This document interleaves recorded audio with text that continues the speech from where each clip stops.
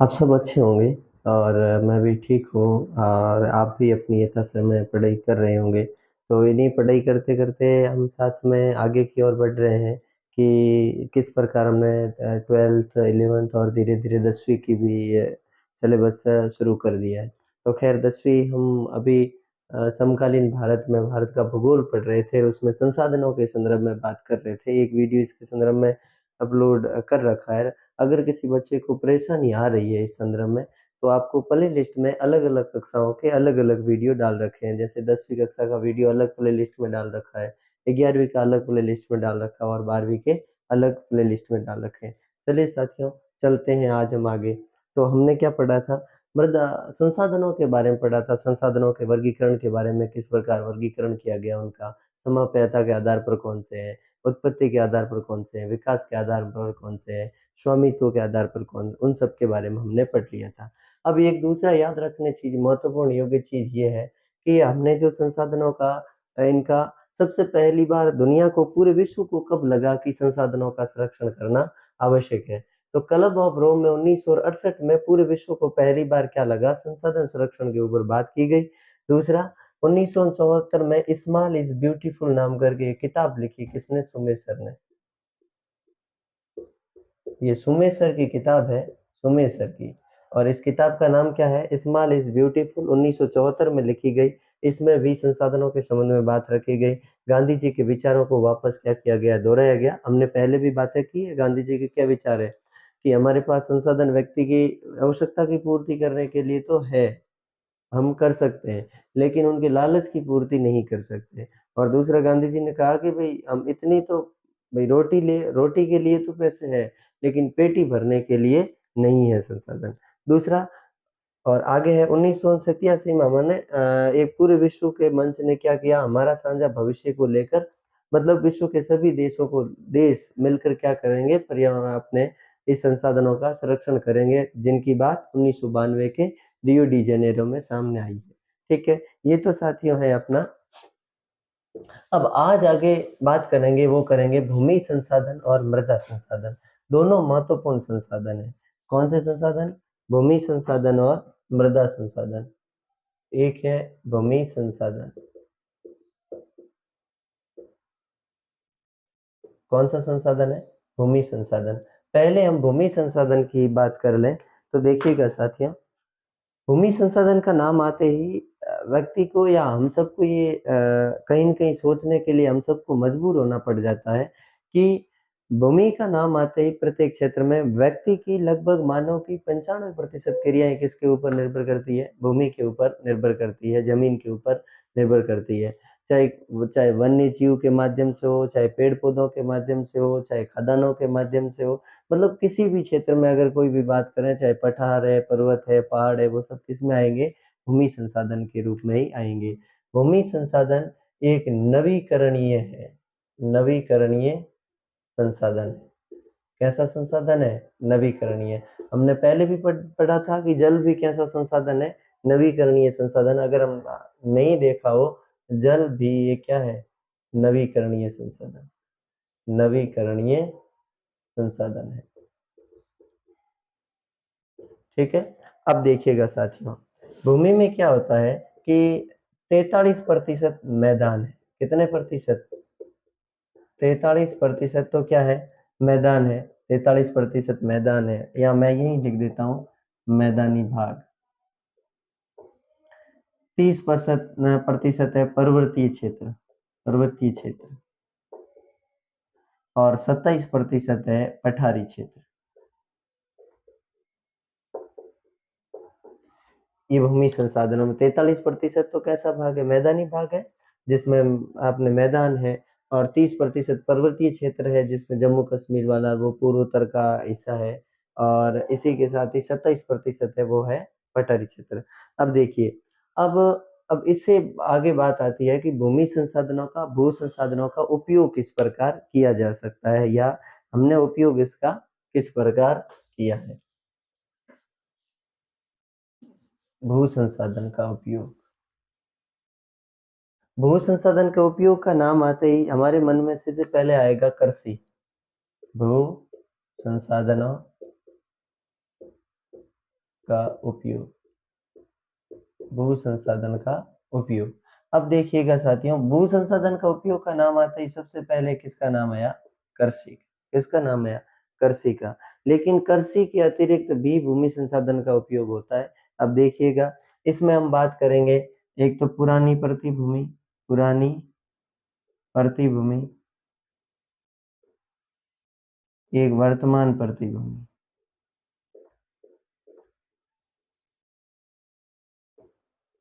पुरानी प्रतिभूमि और एक वर्तमान प्रतिभूमि, एक बंजर भूमि या चारागाह है, पशु चारण है आदि। अब देखिएगा, भूमि संसाधनों के उपयोग में सबसे महत्वपूर्ण है पुरानी प्रतिभूमि और वर्तमान प्रतिभूमि। आपको पता होगा कि कृषि करते हैं, लेकिन कृषि के साथ ही हम अलग से भी बहुत सारी जमीन है जो पड़ी है जिस पर कृषि नहीं हो रही है, जो बेकार पड़ी है, तो उसमें एक तो पुरानी प्रतिभूमि। तो पुरानी प्रतिभूमि किसे कहते हैं? कि ऐसी भूमि जो, ऐसी कृषि भूमि जो एक कृषि वर्ष में, एक कृषि वर्ष से 5 कृषि वर्ष, कृषि वर्ष तक खेती नहीं की जाती,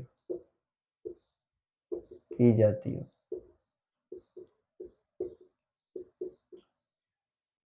ऐसी पुरानी प्रतिभूमि किसे कहते हैं? ऐसी कृषि भूमि जिसमें एक वर्ष से लगाकर, एक कृषि वर्ष से लगाकर 5 कृषि वर्ष तक खेती नहीं की जाती, वो पुरानी प्रतिभूमि कहलाती है। वर्तमान प्रतिभूमि, ऐसी भूमि जो एक वर्ष से, एक कृषि वर्ष से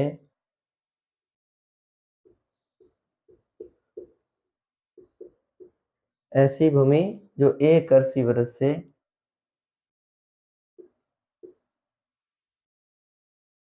जो एक कृषि वर्ष से खेती नहीं की जाती, या जो कि यह जगह आप जिस पर लिखते हो तो उपयुक्त रहेगा, जिस पर।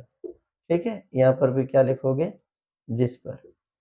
ऐसी भूमि जिस पर एक वर्ष, एक कृषि वर्ष से खेती नहीं की जाती हो, नहीं की जाती हो, क्या कहलाएगा? वर्तमान प्रतिभूमि। जो 5 वर्षों से अधिक है वो बंजर भूमि के आसपास है, जहाँ खेती नहीं की जाती हो, उबड़ खाबड़ हो।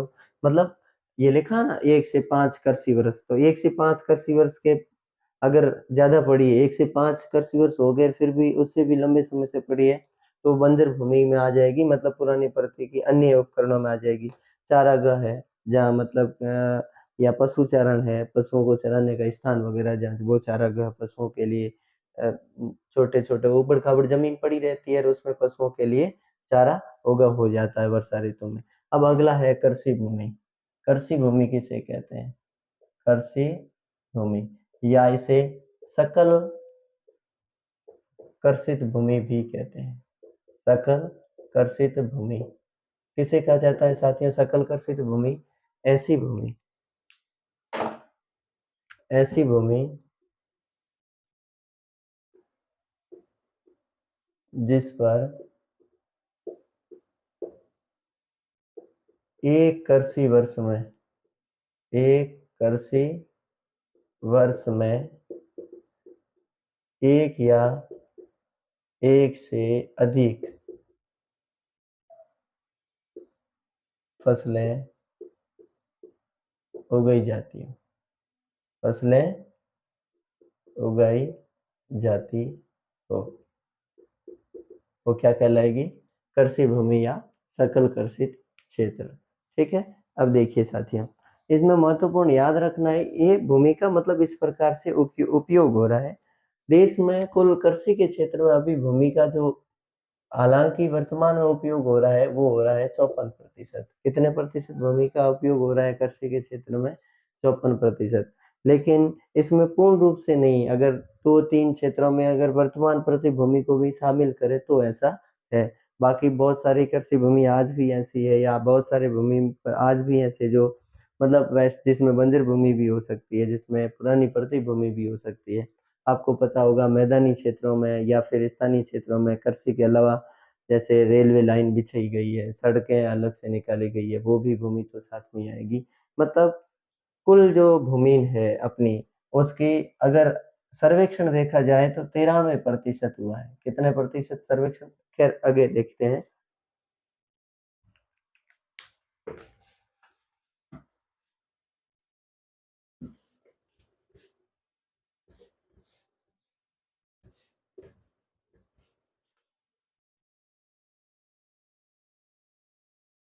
अब आगे देखिएगा साथियों, मुख्य चीज है कि भूमि उपयोग को प्रारूप के लिए, मतलब इनको भूमि उपयोग अगर बनाना है या भूमि का निर्माण करना है तो उसके भौतिक कारक कौन कौन से हैं? तो भू आकृति है, जलवायु है और मृदा है। और मानवीय कारक में जनसंख्या। देखो भौतिक कारक, भौतिक भौतिक कारक और मानवीय कारक।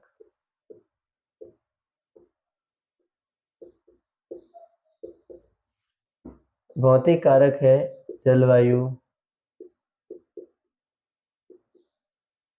भौतिक कारक में कौन से है? जलवायु है, वातावरण है,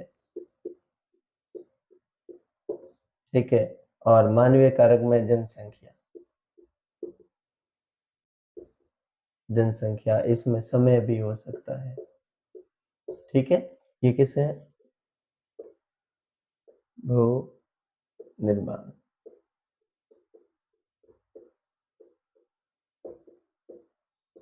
ठीक है। जलवायु भूमि निर्माण के कारक है, भौतिक कारक ये कारण नहीं है, भौतिक कारक, ठीक है। भौतिक कारक में जलवायु है, वातावरण है, समय है। मानवीय कारकों में जनसंख्या वगैरह है। इसके साथ ही जनसंख्या घनत्व है, अपनी संस्कृति है, परंपराएं हैं, ये सारा का सारा। अब देखिए साथियों कि हिंदुस्तान में अगर बहुत देखा जाए तो हिंदुस्तान का अगर जो कृषि भूमि का या पूरा ऑल आर क्षेत्रफल है वो है 32.8 लाख वर्ग किलोमीटर। कितना है? 32.8 लाख वर्ग किलोमीटर। इसके साथ ही हमारी जो भूमि है वो 93% भूमि के आंकड़े हमारे पास है, 93%। इससे ज्यादा हमारे पास भूमि के आंकड़े नहीं है। क्यों? क्योंकि असम के क्षेत्र के अलावा पूर्वोत्तर के बाकी जितने भी है, और जो पूर्वोत्तर के कुछ क्षेत्र तथा जम्मू कश्मीर और लद्दाख, जो पाकिस्तान के पास है वर्तमान में हमारा कुछ क्षेत्र, जिसे पाक ऑक्युपाइड कश्मीर कहते हैं, और कुछ अक्साई चीन क्षेत्र है जो लद्दाख के आसपास का, वो चीन के पास है। उनका भी अभी तक भूमि सर्वेक्षण हो नहीं पाया है। तो एक तो आपको याद रखने की चीज है, भारत का क्षेत्रफल, भारत का क्षेत्रफल कितना? 32.8 लाख वर्ग किलोमीटर, ठीक है, किमी।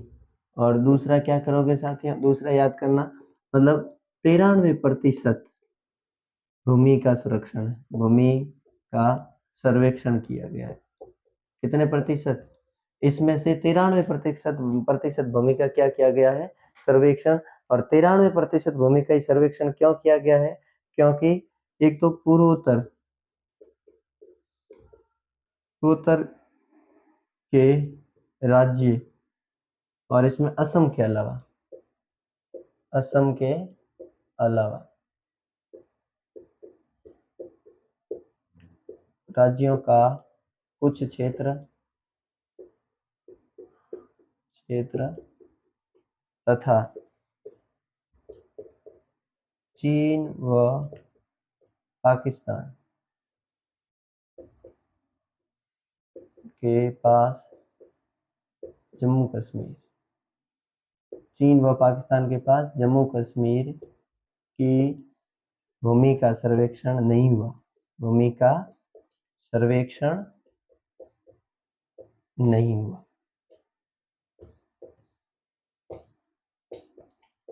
देखिएगा साथियों, भूमि निर्माण के जो भौतिक कारक है उसमें जलवायु है, वातावरण है, समय है। मानवीय कारकों में जनसंख्या है, जनसंख्या घनत्व देख लें साथ में, ठीक है, संस्कृति है,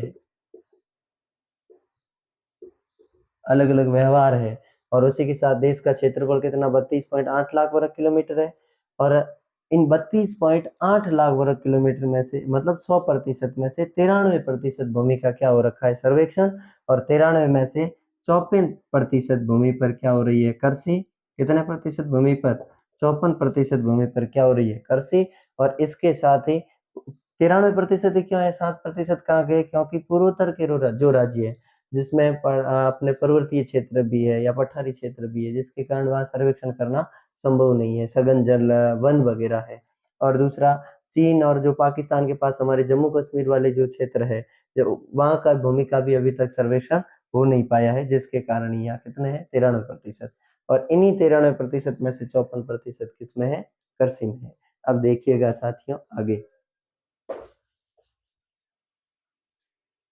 जो सकल कृषि क्षेत्र अभी हम बात कर रहे थे, उसे शुद्ध कृषि क्षेत्र भी कहा जाता है। अब इससे आगे की बात है वो है अपने भूमि निम्नीकरण। भूमि निम्नीकरण।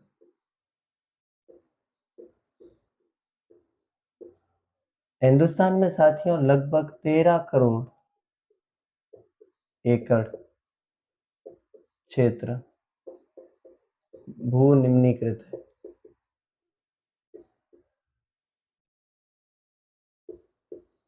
कितना क्षेत्र? 13 करोड़ एकड़ क्षेत्र। अब इस भू निम्नीकृत के लिए हम भी, मानव भी उत्तरदायी है। क्यों? क्योंकि मानव भी कहीं न कहीं भू निम्नीकरण कर रहा है। अब देखिए सभी क्षेत्रों में एक समान नहीं है। जैसे कि कहीं कहीं तो ज्यादा पशुचारण से भूमि निम्नीकरण हो रही है। किससे? पशुचारण से। पशुचारण से निम्नीकृत होने का कारण क्या है? देखिए पशुओं के पैरों से भूमि का क्या हो रहा है, मतलब जो ऊपरी सतह क्या हो जाती है, पोली हो जाती है, जिसके कारण पवनों के माध्यम से भी भूमि निम्नीकरण हो सकता है। तो पशुचारण में पहली चीज आपको याद रखनी है, पशुचारण में एक तो राजस्थान है, गुजरात है, मध्य प्रदेश है। इन क्षेत्रों में, इन राज्यों में क्या है, पशुचारण से सर्वाधिक क्या हो रही है, भूमि निम्नीकरण हो रहा है।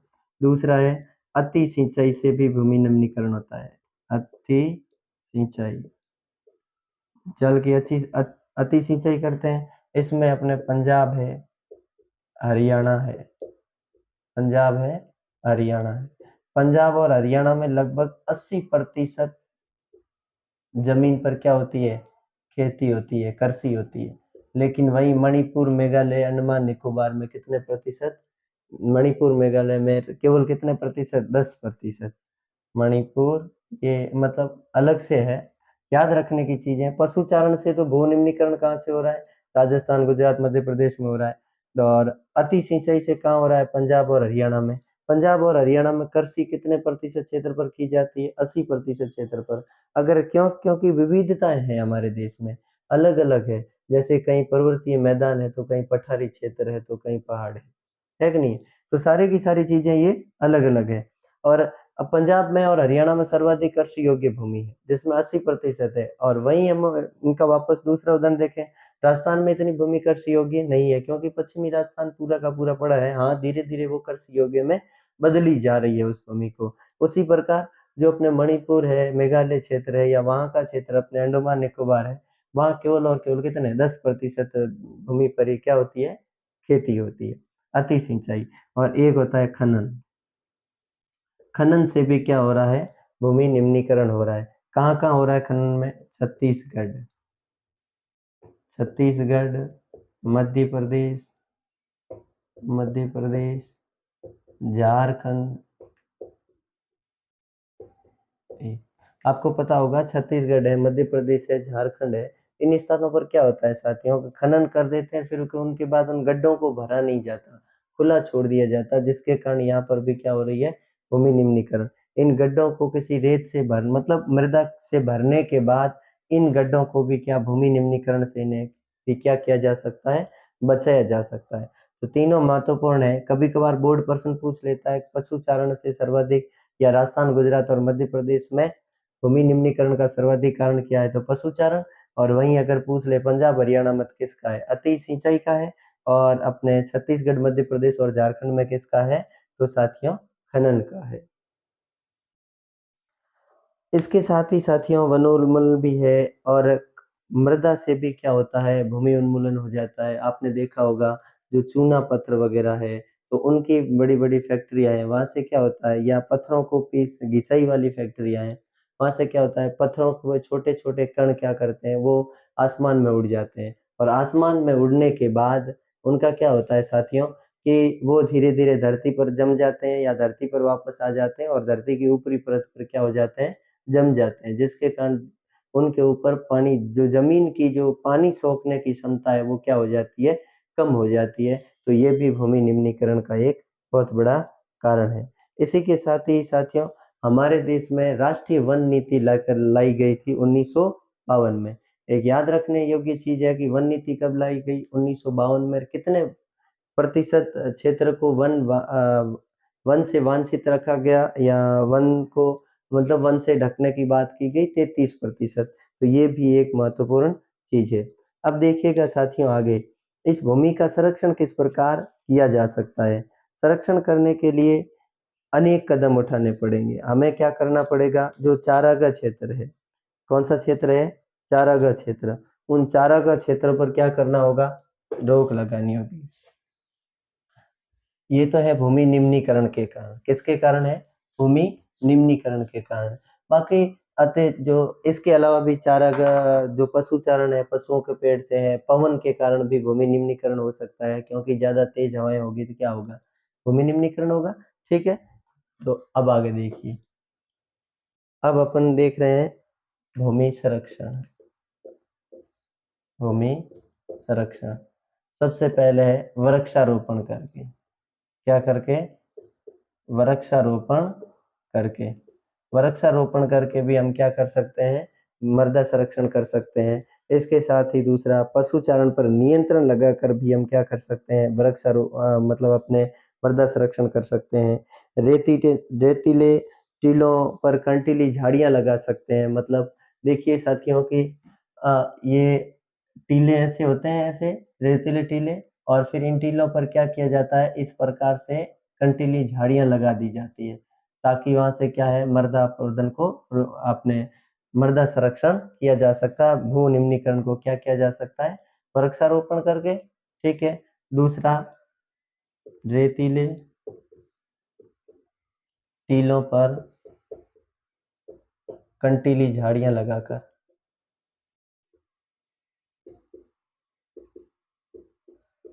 लगाकर, ठीक है। तीसरा अति सिंचाई को रोककर,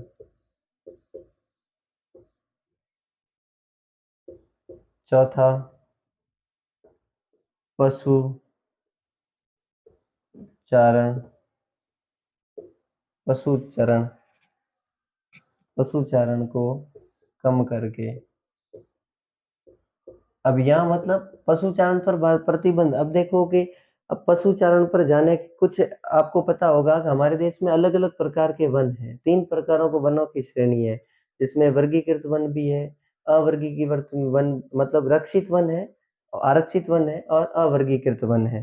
तो इनमें क्या होता है, अवर्गीकृत वनों में पशुओं को चराया जा सकता है, लेकिन क्या करते हैं, पशु चरवाहे हैं वो कभी-कभार अगर सरकार की किसी जैसे रक्षित वन या रक्षित वन के अलावा आरक्षित वन है, उसमें सरकार की थोड़ी-सी ढील दी जाती है, तो वो अपने पशुओं को चराने के लिए ले जाते हैं। जिनके उनके पैरों से क्या होता है, मृदा की ऊपरी परत या भूमि की ऊपरी परत क्या हो जाती है, गीली मतलब यूँ कमज़ोर हो जाती है, जिसके कारण पवन के माध्यम से भूमि का क्या हो जाता है, निम्नीकरण हो जाता है। तो उसे रोकने के लिए पशुचारण को क्या किया जा सकता है, कम किया जा सकता है। और जिससे कि क्या भूमि का संरक्षण हो सकता है। इसी के साथ ही साथियों और भी है अपने वनारोपण भी करके हो गया है अपना रेतीले टीलों पर कंटीली झाड़ियाँ हैं, अपने तो बंजर भूमि को उचित प्रबंध के माध्यम से बंजर भूमि को कृषि भूमि में बदल कर भी हम क्या कर सकते हैं अपने भूमि संरक्षण का काम कर सकते हैं। ठीक है? 5वां कारण लिख सकते हो, बंजर भूमि को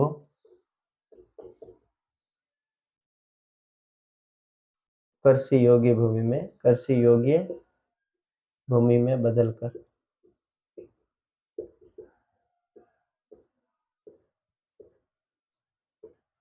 बंजर भूमि को किस में बदलकर? कृषि योग्य भूमि में बदलकर क्या किया जा सकता है?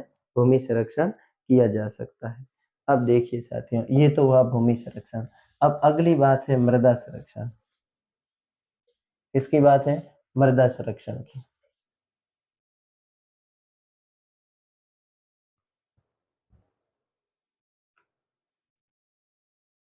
मृदा भी एक नवीकरण योग्य संसाधन है।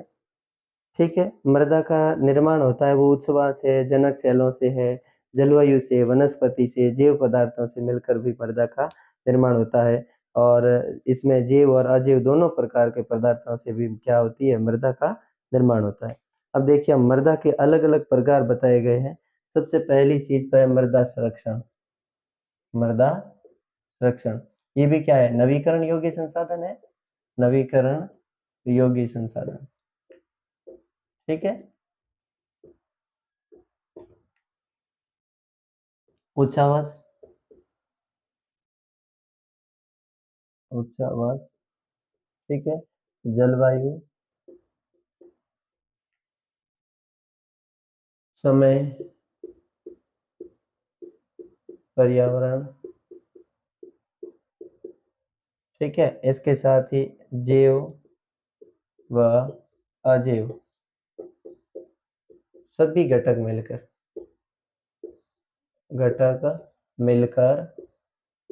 मृदा का निर्माण करते हैं। मृदा का निर्माण करते हैं। देखिए साथियों, मृदा संरक्षण, मृदा भी नवीकरण योग्य संसाधन है। उच्छ्वास है, जलवायु है, समय, पर्यावरण है, जैव और अजैव जितने भी सभी घटक है, ये मिलकर मृदा का। अगर आपको प्रश्न पूछ लिया जाए कि मृदा के निर्माण में कौन कौन से घटक काम आते हैं, तो उच्छ्वास है, जलवायु, समय है, जैव और अजैव, इस प्रकार के ये सभी घटक मिलकर क्या करते हैं? मृदा संसाधन या मृदा का निर्माण करते हैं। अब मृदा को भी अनेक भागों में बांटा गया है, जिसमें कुछ भागों के बारे में हम अभी पढ़ेंगे। जैसे कि मृदा का वर्गीकरण।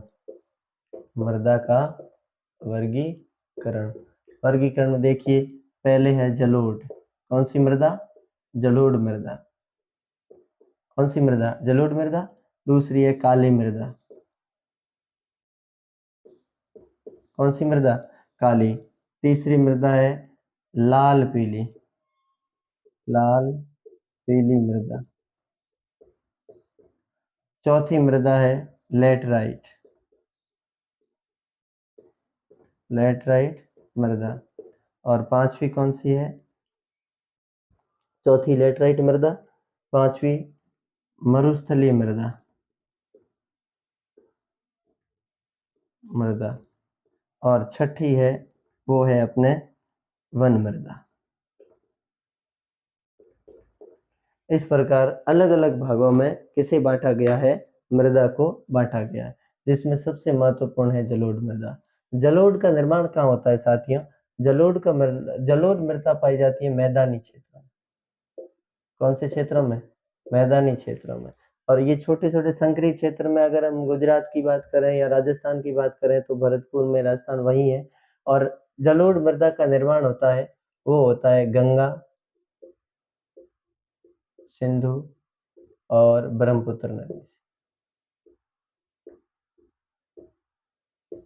जलोढ़ मृदा का निर्माण मैदानी क्षेत्र है, गंगा, सिंधु और ब्रह्मपुत्र नदी से। इसके साथ ही तटीय मैदान। कौन सा मैदान? तटीय मैदान। मैदान में इनका निर्माण होता है गोदावरी, महानदी। गोदावरी, महानदी, कावेरी आदि नदियों से क्या होता है? इनका निर्माण होता है। महत्वपूर्ण चीज है, देखिए साथियों, एक तो इनका निर्माण। मैदानी क्षेत्रों में, तटीय मैदानों में कौन सी मृदा पाई जाती है? जलोढ़ मृदा पाई जाती है। ठीक है, यूपी, बिहार वगैरह ये क्षेत्र है। तटीय में अपने महाराष्ट्र का क्षेत्र है, कुछ गुजरात का क्षेत्र भी है। ठीक है, ये तटीय क्षेत्रों में जलोढ़ मृदा है। और इसमें क्या होता है? जलोढ़ मृदा भी दो प्रकार की होती है। कितने प्रकार की होती है? दो प्रकार की। एक तो खादर और एक होती है बांगर। एक तो है बांगर। अगर आपको पूछ ले कि आयु के आधार पर, हाँ ये ऐसे ही लिखा देता हूं मैं, आयु के आधार पर, आयु के आधार पर, आयु के आधार पर जलोढ़ मृदा, मृदा के रूप, कितने रूप होते हैं भाई? दो। कितने रूप होते हैं? दो। कौन कौन से दो रूप होते हैं याद रखना। पहला रूप है अपना, वो है बांगर। क्या है? बांगर। और दूसरा है खादर। दूसरा कौन सा है? खादर। अब देखिएगा साथियों, पहला है बांगर, मतलब पुराना जलोढ़, पुराना जलोढ़। और खादर का मतलब है नवीनतम जलोढ़, नवीनतम जलोढ़।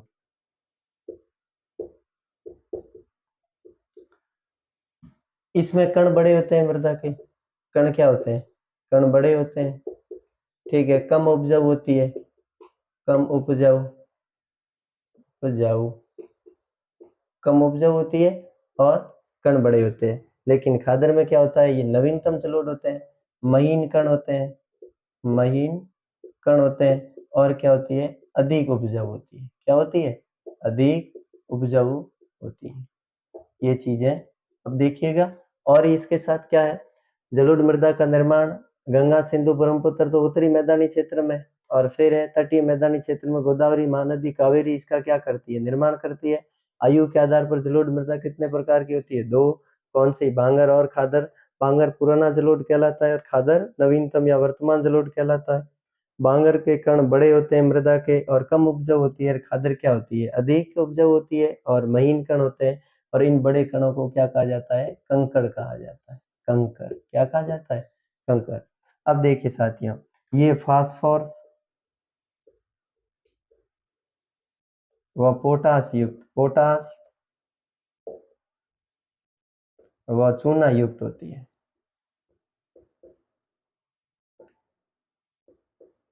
किससे युक्त होती है? फास्फोरस से, पोटास से, और चूने से क्या होती है? युक्त होती है। कौन सी मृदा होती है अपने फास्फोरस, पोटास और चूने से युक्त? वो होती है जलोढ़ मृदा। देखिए साथियों, जलोढ़ मृदा अमूमन पर्वतीय क्षेत्र में पाई जाती है, नहीं माफ कीजिएगा, मैदानी क्षेत्रों में पाई जाती है। इसके साथ ही ये गेहूं और चावल के लिए प्रसिद्ध है। गेहूं है, चावल है, गन्ना है, इनके लिए प्रसिद्ध है। अब दूसरी मृदा आती है अपनी काली मृदा। तो ये अगर आप याद करना चाहो, लिखना चाहो, तो ये भी लिख देना, गेहूं, चावल और गन्ना आदि के लिए उपयोग।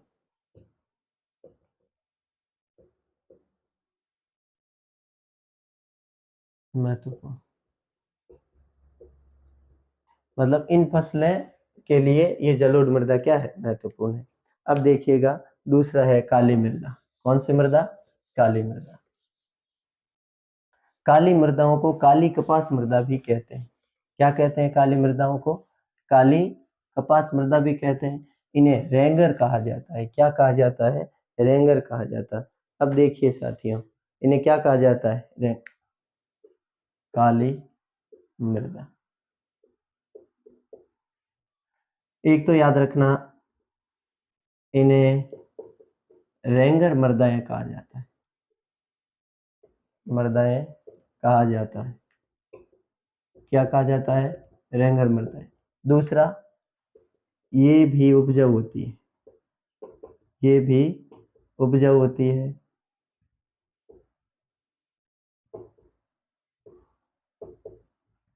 ठीक है, अन्य नाम इन्हें काली कपास मृदा भी कहा जाता है, काली कपास मृदा। ठीक है, इसके साथ ही साथियों याद रखना, ये कहाँ पाई जाती है? ये पाई जाती है कर्नाटक, महाराष्ट्र, मालवा, सौराष्ट्र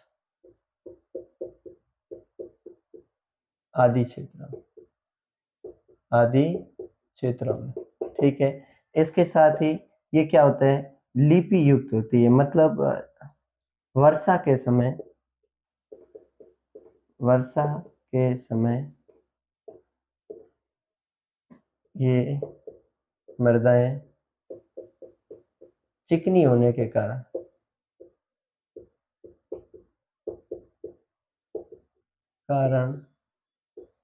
लिपलिपी हो जाती है, लिपलिपी हो जाती है। ठीक है, होती है, लिपलिपी हो जाती है। तो इसमें क्या होता है कि अगर इन मृदाओं को करने के लिए मतलब क्या करते हैं फिर, तो यहाँ अगर कोई जुताई वगैरह करनी होती है तो वो पहली बरसात के समय क्या कर लेते हैं, वर्षा से पहले कर लेते हैं या पहली बरसात के समय ही कर लेते हैं। नहीं तो बाद में क्या होती है, मृदा लिपलिपी हो जाती है, जिसके कारण वहाँ मतलब उस इलाके को खड़ना या उस क्षेत्र को खड़ना क्या मुश्किल हो जाता है। दूसरा, ये किस फसल के लिए सबसे महत्वपूर्ण है, ये अपने कपास के लिए महत्वपूर्ण है। कपास के लिए सर्वाधिक उपज, सर्वाधिक महत्वपूर्ण। किसके लिए सर्वाधिक महत्वपूर्ण है, कपास के लिए। इसके साथ ही इसमें क्या होता है साथियों, एक तो अपने कैल्शियम कार्बोनेट होता है, चूना युक्त होती है भी। इसमें फास्फोरस की कमी होती है, किसकी कमी होती है, फास्फोरस की कमी होती है। तो यार लिख ही देते हैं आप, ये देख लीजिए, फास्फोरस की कमी, फास्फोरस की क्या होती है, कमी, तथा चूना युक्त होती है, कार्बोनेट होता है। ठीक है, मैग्नीशियम होता है इसके अंदर, मैग्नीशियम आदि से युक्त होती है, आदि से युक्त,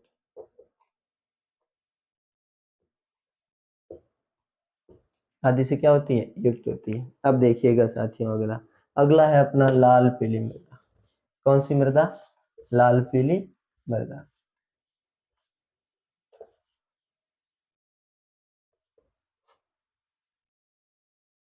लाल पीली मृदा क्या होता है, ये पठारी क्षेत्रों में पाई जाती है। कौन से क्षेत्रों में पाई जाती है, पठारी क्षेत्रों में।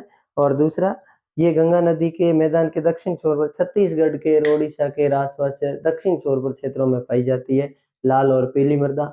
इन्हें लाल मृदा इसलिए कहते हैं क्योंकि लोह युक्त अग्नि और रूपांतरित चट्टानों में लोह धातु का प्रसार होता है।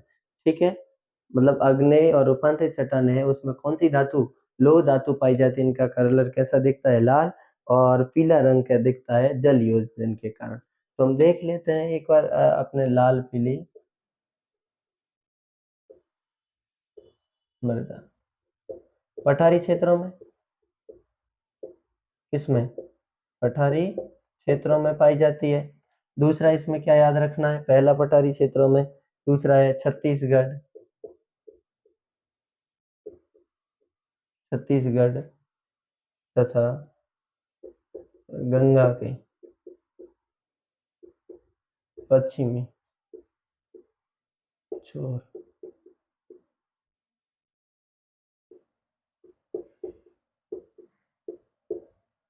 छोर पर पाई जाती है।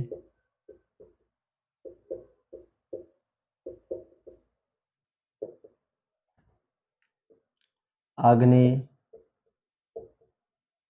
और रूपांतरित, रूपांतरित चट्टान में लोह धातु, कौन सी धातु, लोह धातु होने के कारण इनका रंग, रंग लाल दिखाई देता है। कैसा दिखाई देता है, लाल, तथा पीला किसके लिए, जल,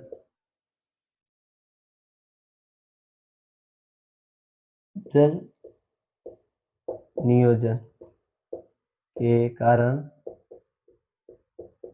इनका रंग या इन मृदाओं का रंग, जो भी लिखते हो, रंग क्या हो जाता है, पीला दिखाई देता है, पीला दिखाई देता है।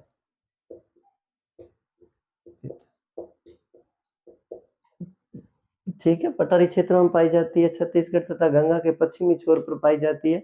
अग्नेय और रूपांतरित चट्टानों में लोह धातु होने के कारण इनका रंग कैसा दिखाई देता है? लाल दिखाई देता है। और इसके साथ ही इसमें क्या पाया जाता है? जल योजन पाया जाता है। क्या पाया जाता है? जल योजन पाया जाता है, जिसके कारण इनका रंग कैसा दिखाई देता है? पीला। अब साथियों, अगली हमारी जो मृदा है वो है लैटराइट मृदा। कौन सी मृदा है? लैटराइट मृदा। लैटराइट मृदा, ये ग्रीक, लैटराइट मृदा का निर्माण ग्रीक भाषा से हुआ है। कौन सी भाषा से? ग्रीक भाषा से। देखिए, लैटराइट मृदा, कौन सी मृदा? लैटराइट मृदा। इस शब्द का निर्माण किससे हुआ है? ग्रीक भाषा से। ग्रीक भाषा से, ग्रीक भाषा के लेटर शब्द से, लेटर शब्द से, जिसका अर्थ, जिसका अर्थ, क्या अर्थ है भाई? ईंट। अर्थ क्या है? ईंट। देखिएगा, लेटराइट मृदा का निर्माण हुआ ग्रीक भाषा के लेटर शब्द से, और जिसका अर्थ क्या होता है? मतलब ईंट होता है। ये याद रखना कि केरल, तमिलनाडु, कर्नाटक आदि क्षेत्रों में पाई जाती है, आदि क्षेत्रों में पाई जाती है। और एक इससे महत्वपूर्ण है, पूछ ले, लाल लेटराइट मृदा। लाल लेटराइट मृदा किसके लिए, किस फसल के लिए प्रसिद्ध है? काजू की फसल के लिए प्रसिद्ध है। काजू की फसल के लिए प्रसिद्ध। किसकी फसल के लिए? काजू की फसल के लिए प्रसिद्ध है। कौन सी मृदा? लाल लेटराइट मृदा। देखिएगा, एक बार वापस ध्यान दीजिए, लेटराइट मृदा, ठीक है। क्या अर्थ है लेटराइट मृदा? ग्रीक भाषा के लेटर शब्द से, जिसका अर्थ क्या होता है? मतलब लेटराइट शब्द का निर्माण किस प्रकार हुआ? तो ग्रीक भाषा का कौन सा शब्द है? लेटर, जिसका अर्थ क्या होता है? ईंट। याद रखना, केरल, तमिलनाडु, कर्नाटक आदि क्षेत्रों में ये मृदा पाई जाती है। और जो केरल है, तमिलनाडु क्षेत्र है, वहाँ लाल लेटराइट मृदा क्या है? काजू की फसल के लिए सर्वाधिक महत्वपूर्ण मानी जाती है या प्रसिद्ध मानी जाती है। दूसरा इसमें याद करने योग्य चीज है, वो है ये अम्लीय होती है। कैसी होती है? अम्लीय, अम्लीय मृदा होती है। इसका पीएच 6 होता है। पीएच कितना होता है? पीएच 6 होता है। 6। पीएच कितना होता है? 6। आपको पता होगा 7 से नीचे पीएच किस में आएगा? अम्ल में। और 7 से ऊपर किस में आएगा? सार में। तो ये कैसी मृदा है? अम्लीय मृदा है। ठीक है। अगली मृदा है वो हमारी मरुस्थलीय मृदा। कौन सी मृदा? मरुस्थलीय मृदा। देखिएगा साथियों, मरुस्थलीय मृदा में क्या लिखा गया है? मरुस्थलीय मृदा,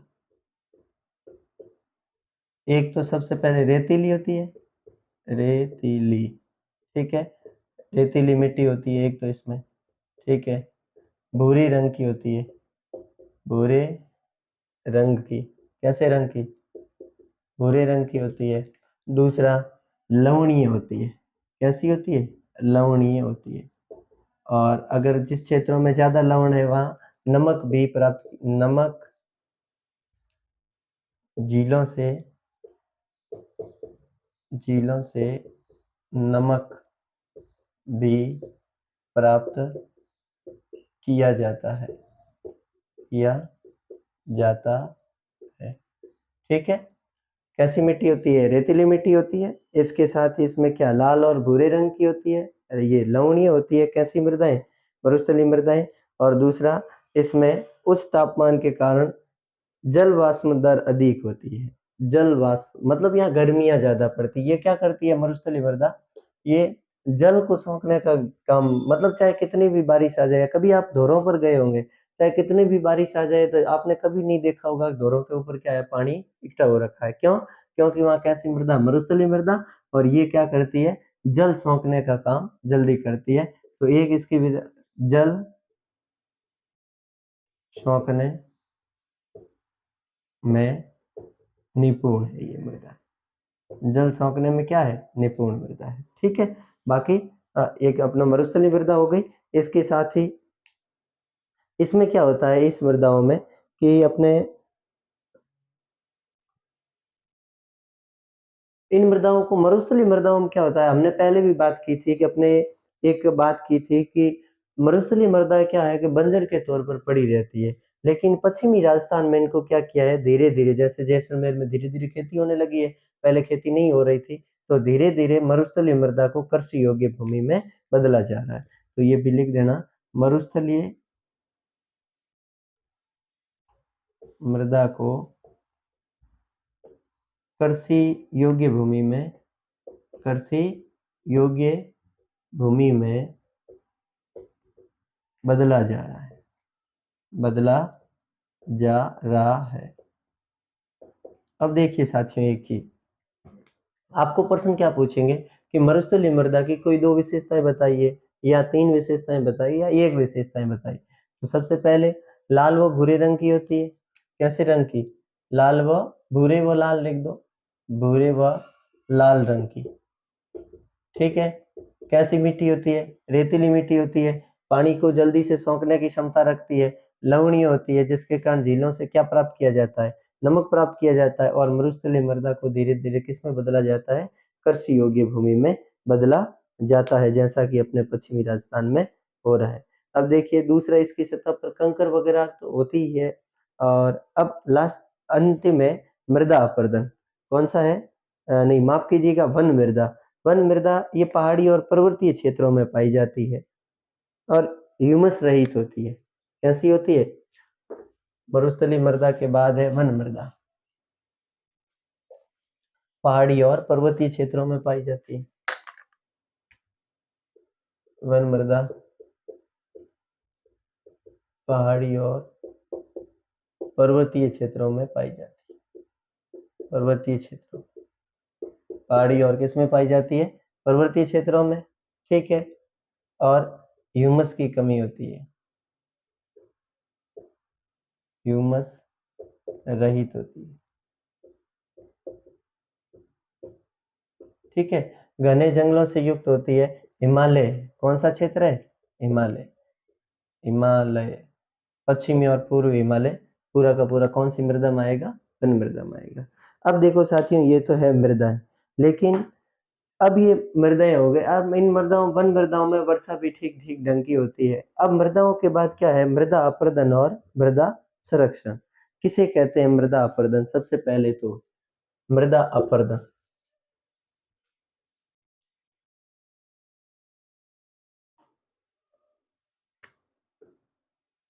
मृदा अपरदन,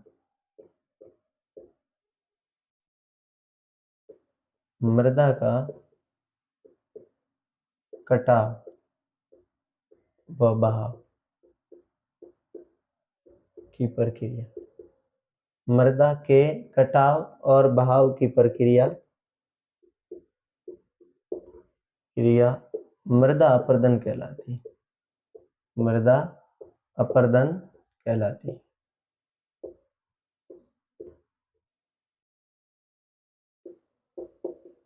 इधर देखिएगा साथियों, मृदा अपरदन, मृदा का कटाव और बाहर की प्रक्रिया क्या कहलाती है? मृदा अपरदन। मृदा अपरदन होने वाले क्या है तत्व कौन कौन से? अब मैं पहले भी भूमि निम्नीकरण वाले वो कि वो मृदा अपरदन में ही वापस आएंगे, क्योंकि देखो कि पवन क्या करती है, तेज हवाएं चलती है पवनों की, और जिसके कारण मृदा एक स्थान से दूसरे स्थान पर चली जाती है। आपने पश्चिमी राजस्थान में देखा होगा या हम सब देख रहे हैं कि जहाँ हमारा वर्तमान जो इलाका है वो हम पश्चिमी राजस्थान में रहते हैं। तो यहाँ क्या होता है कि दौरों पर ज़्यादा तेज हवाएं चलती है या फिर कोई सड़कों पर है, रेतीली आंधियों के समय, लू के समय सड़कों पर भी क्या आ जाती है? रेत आ जाती है, रेत के बड़े-बड़े धब्बे बन जाते हैं। तो ये क्या है? एक प्रकार का मृदा अपरदन है। नंबर 2, पशु चारणों से हमने पहले भी बात की थी। पशुओं के पैरों से क्या होती है? मृदा की ऊपरी सतह वैसे भी या तो पोली है और भी क्या हो जाती है? पोली हो जाती है, जिसके कारण भी मृदा अपरदन हो जाता है। ठीक है? इसी प्रकार मानवीय क्रियाओं के द्वारा भी मानव भी क्या कर रहा है? ज़्यादातर मतलब अभी वर्तमान में क्या है? जनसंख्या का विस्फोट हो रहा है, ज़्यादा से ज़्यादा जनसंख्या बढ़ रही है, जिसके कारण वनोन्मूलन किया जा रहा है बार-बार। मतलब वृक्षों की कटाई करके वहाँ क्या बनाए जा रहे हैं? या तो खेती भूमि में कृषि भूमि में बदला जा रहा है या उस क्षेत्र में नए-नए उद्योग धंधे विस्थापित किए जा रहे हैं, जिसके कारण भी मृदा अपरदन होता रहा है। और इसके साथ ही खनन कार्यों ने भी क्या कर दिया है, मृदा अपरदन करने का कार्य किया है। या हिमनदी है, जल मृदा अपरदन, जो पवन है या हिमनदी है, ये पवन, हिमनदी या जल, ये सब प्राकृतिक आपदाएं हैं। मानव भी करता है, मानवकृत भी मृदा अपरदन होते हैं और प्रकृतिकृत भी। अब देखिए प्रकृतिकृत कौन-कौन से हैं, एक तो पवन। अब पवन क्या करती है, तेज हवाएं चलती है तो एक स्थान की मृदा को उठाकर दूसरे स्थान पर पटक देती है। दूसरा हिमनद है, या फिर अपने वर्षा ले लीजिए, जल ही ले लीजिए। कभी-कभार क्या होता है, आवश्यकता से ज़्यादा क्या बरसता है, जल। कभी-कभार आपने देखा होगा कि ज़्यादा जल बरसने के कारण ज़मीन के मतलब यूँ रेखाएँ बन जाती है, ज़मीन क्या हो जाती है, एक रेखाओं के माध्यम से उन ज़मीन में गड्ढे पड़ जाते हैं और वहाँ क्या कर लेती है, एक छोटी नलिकाएँ बन जाती है, अवनलिकाएँ कहते हैं जिन्हें। वो अवनलिकाएँ क्या करती है, मृदा अपरदन का ही काम करती है, ठीक है? अब दूसरा है, मृदा अपरदन को रोका किस प्रकार जाए? तो मृदा अपरदन, मृदा के कटाव व बहाव की प्रक्रिया को क्या कहा जाता है, मृदा अपरदन। और मृदा अपरदन प्राकृतिक भी होता है और मानवकृत भी होता है। ये प्रकृति के अनुसार है। प्राकृतिक, प्रकृति का है, पवन है, जल है, हिमनदी, हिमनद, ठीक है। और मानवकृत कौन सा है, मानवकृत, तो वो है पशुचारण है। कौन सा, पशुचारण, वनोन्मूलन,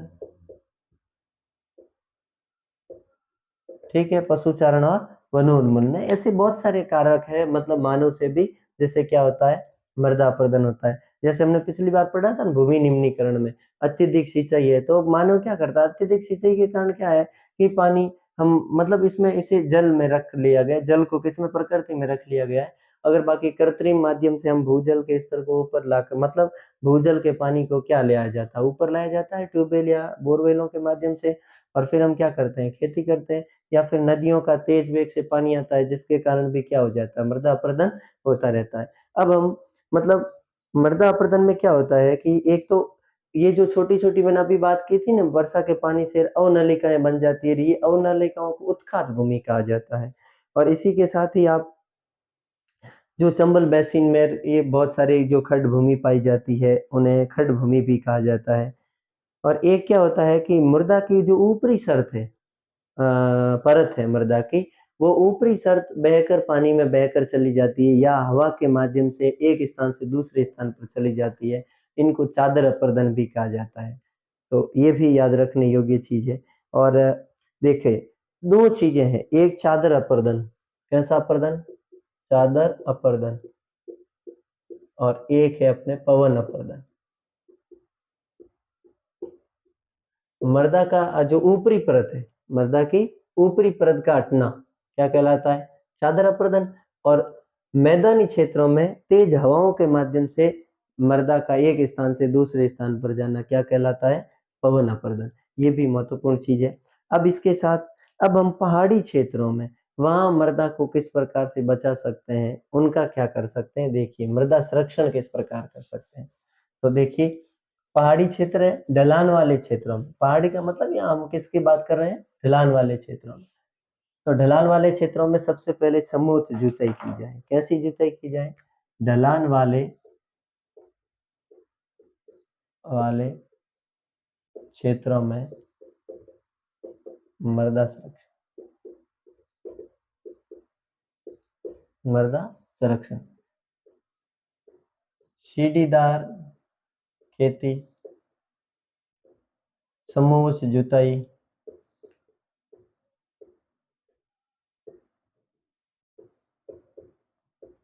मतलब क्या होता है देखिए साथियों, अगर हम यहाँ, ये क्या है, एक मान लीजिए कि वन मान लीजिए क्या है, पहाड़ है, पर्वत है या ढलान की कृषि क्षेत्र है, मतलब ढलान वाला क्षेत्र है, वहाँ हम क्या करेंगे, ऐसे बोएंगे तो क्या मृदा रहेगी क्या? तो इस मृदा को बचाने के लिए हम वहाँ कैसे करेंगे, सीढ़ीदार खेती, समूह जुताई करेंगे, मतलब ऐसे खेती करेंगे, ऐसे, ताकि क्या है, मृदा को रोका जा सकता है इस प्रकार। अगर कोई जल आता है या फिर इस प्रकार, उसे क्या कर लेंगे हम, इस प्रकार, ठीक है। सीधे करेंगे तो ऐसा तो हो नहीं सकता। दूसरा, एक तो सीढ़ीदार खेती करना, दूसरा समूह जुताई, फिर वृक्ष, वृक्षारोपण करना। क्या करना? वृक्षारोपण। लाइनों में क्या लगाना? वृक्ष लगाना, जिससे कि आती हुई हवा आ रही है या पानी आ रहा है तो वृक्षों की जड़ें क्या करती है? मृदा को अपने मतलब पकड़े हुए रखती है, मजबूत रखती है, जिससे कि मृदा एक स्थान से दूसरे स्थान पर जाने से कुछ हद तक मृदा संरक्षण में क्या है? फायदा मिलता है। इसके साथ ही जो बड़ी फसलें हैं उसमें क्या लगाई जाए? घास की पट्टियाँ लगाई जाएँ, ठीक है? और बाकी विशेष तौर से तो पेड़ों की कतारें हो गई, वृक्षारोपण हो गया, सीढ़ीदार खेती, समूह जुताई, वृक्षारोपण हो गया मतलब पेड़ों की कतारें ही समझ लो, पेड़ों की कतारें। और दूसरा फसलों के साथ क्या बोई जाए? घास। और घास किसमें? लाइन में, ठीक है? जिसके कारण क्या होगा? हम मृदा संरक्षण कर सकते हैं। उसी प्रकार वो पशुओं को रोककर भी मृदा संरक्षण किया जा सकता है, मृदा को बचाया जा सकता है, लेकिन ये तो मैदानी क्षेत्रों की बात है। पर्वत या ढलान वाले क्षेत्रों में हमें सीढ़ीदार खेती करनी होगी, समूह जुताई करनी होती, वृक्षारोपण करना होगा, मतलब लंबी पेड़ों की कतारें लगानी होगी। इसके साथ ही फसलों के साथ-साथ क्या करना होगा? घास की पट्टिकाएँ लगानी होगी, घास की पट्टियाँ।